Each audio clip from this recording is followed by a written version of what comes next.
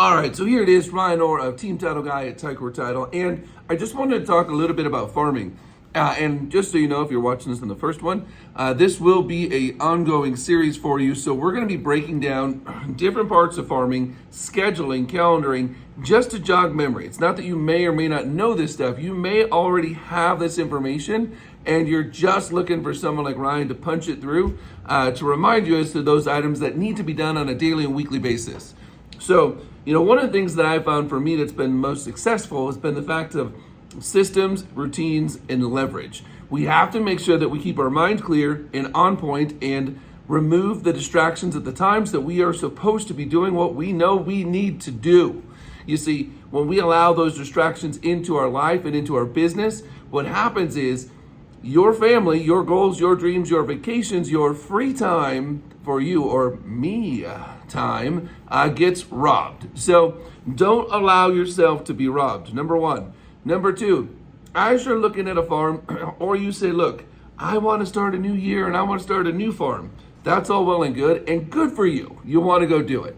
But before you do that, can I ask you a question? Do you have a database? And a database is not 25 to 50 names. Sorry, doesn't really qualify, and it's not scalable enough or big enough in order to create a business that's going to sustain you in most cases for the long term. So work towards getting a goal. If you have 50, well, maybe your first goal is finding a way to fill your database to 250 and then 500. Ultimate goal should be 1,500 to 2,000 records within your database that you can market to on a consistent basis. Now, in upcoming videos, because I like to keep these videos and podcasts short and sweet and full of nuggets, we will continue to break down ideas, samples, high cost, low cost, no cost, and everything in between. So stay tuned, hit the subscribe button down below in order to stay plugged in. We want to make sure that we are adding value to everything we do. All right, so now that we have established that you need to create a goal as to the number of people in your database, the next part of it is creating the CRM. Or, hey, look, I guess I got a little bit ahead of myself. What is the database? Now that you have 500 records, where did you put them? Did you put them into Google? Did you put them into a top producer or a Nutshell or a Boomtown or Commissions Inc. or what system are you using? And realistically, it could be a spreadsheet. It doesn't really matter which system you use as long as you use it. So spend as much money as you want to,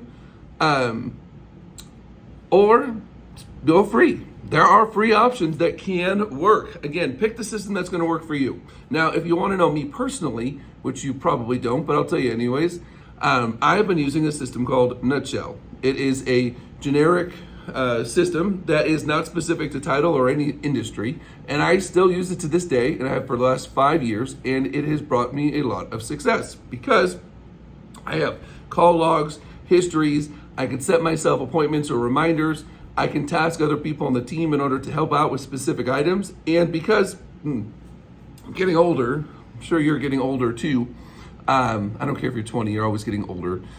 Anyways, and you will start forgetting, especially as you start to scale. So let's not forget, let's be professional. Let's make sure that we are scheduling those items on our calendar. So the reminders, the ability to do that. Now, in the effort to do this, keep in mind, people that say, hey, look, I want to create a new farm. It's a new year. I'm going to go after it. People, this is a marathon industry, which means yes, you can sprint. Yes, you can get short-term gains and wins. But in order to win long-term, we have to run the marathon. We have to have the fortitude in order to get these things through. Now, question. It's kind of a rhetorical one at this one.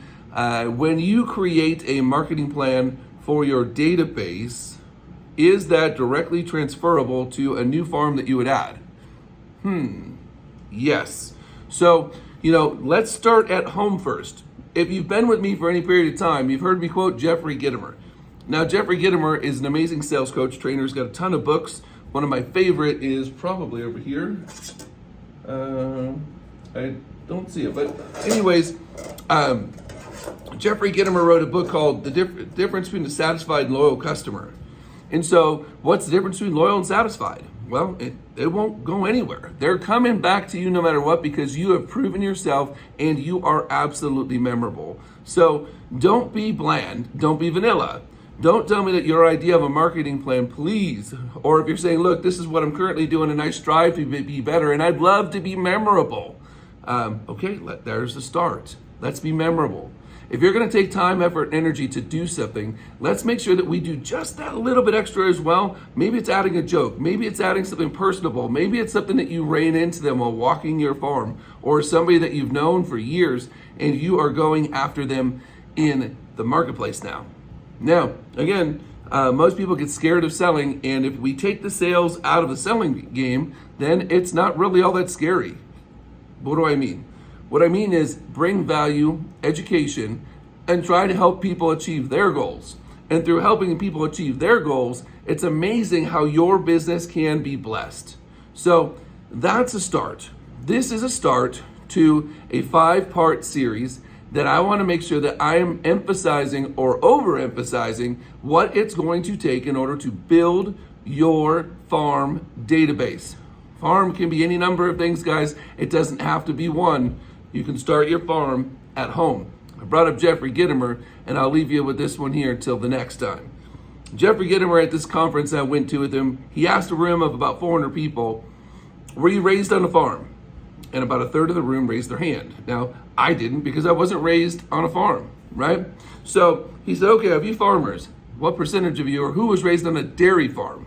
So a few people raised their hand still, not me, of course. And they said, okay, you, dairy farm boy. When you woke up in the morning, did you milk your neighbor's cows first, or did you milk your own? And the whole room laughed like, what the heck is this guy talking about? He says, well, why in real life, in business and in sales, are we so busy trying to milk the neighbor's cows first instead of our own? You see, we have people that know, love, and trust us, but yet we're so busy chasing the other cows all the time that we're overlooking the people that know, love, and trust us. You know, at the same time as we're talking about this here, remember, if you've earned and served other people well, now if you haven't, all bets are off. But if you've given your best and served other people well, why wouldn't they potentially want to refer you to other friends and family members? Maybe that's something you haven't thought about in a minute. How hard would it be to say, hey, if you know of anybody else that could use my services that would like to be treated the same way you were or better, would you please refer me? One more thought process on this here. When is the last time you put the fishing hooks out there? You might be saying, what is this fishing hook that Ryan is mentioning right now? Well, the fishing hook is, I think it's by referral only and a few others. They say, tell me what is a good referral for you. So if we start teaching and prepping and educating our database for what a good referral is for you, well, guess what happens? When you ask yourself a question or somebody asks you a question, your mind inherently wants to answer the question.